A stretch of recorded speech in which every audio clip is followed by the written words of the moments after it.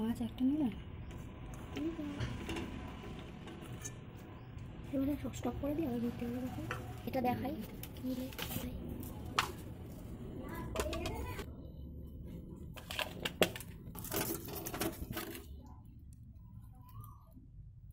এখানটা দেবো। এসো এবার বলো কিছু একটা, পা পুড়ে যাচ্ছে। হ্যালো গাইস, তো আমরা এখানে চলে এসেছি মাছের ডিম ভাজবো। আর মাছ ভাজবো এত গরম রোদে, 41 ডিগ্রি সেলসিয়াসে। তো আমরা এখানে এখন ফ্রাইং প্যান নিয়েছি একটা, তার মধ্যে তেল ঢালবো।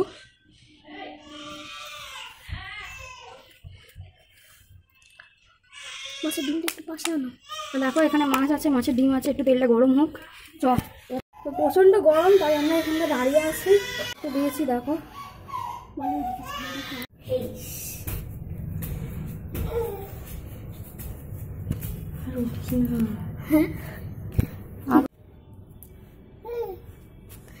কি গরম।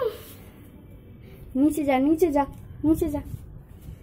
গরম হয়ে গেছে, আধ ঘন্টা পর আমরা আবার ঘুরে এসেছি। এবার মাছটা দিয়ে দেবো, দেখি ভাজা যায় কিনা মাছটা। ওই দেখো পুরো একদম তেলটা গরম হয়ে গেছে, হয়ে মাছটা ভাজা চালু হয়ে গেছে। এবার ডিমটা দিয়ে দেবো, দেখি হয় কিনা। দেখো মাছটা ভাজা হচ্ছে।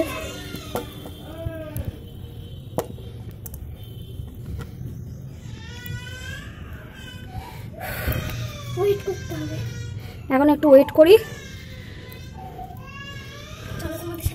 তো মাছটা অনেকটা গরম হয়ে গেছে, আমি একটু উল্টে দিচ্ছি মাছটা, যেহেতু ওই পিঠটাও ভাজা হবে। এখানে অল্প অল্প একটু ভাজা হয়ে গেছে। দেখো মানে ভাবতেই পারছি না যে এত রোদে মাছটা ভাজা হয়ে যাচ্ছে। আর রোদের আলোয় কেমন মাছের তেলগুলো পুরো চকচক করছে একদম।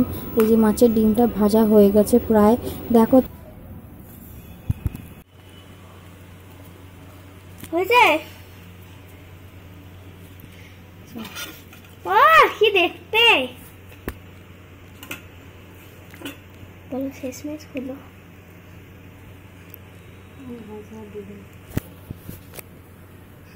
ভাইকে একটু দাও, গরম।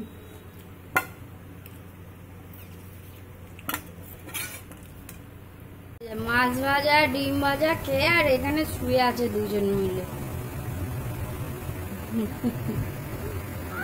তো বন্ধুরা দেখলে আমি কিভাবে মাছ ভাজলাম রোদে বসে এত কষ্ট করে। দেখো, তো ভিডিওটি যদি ভালো লেগে থাকে তো লাইক শেয়ার আর সাবস্ক্রাইব করো।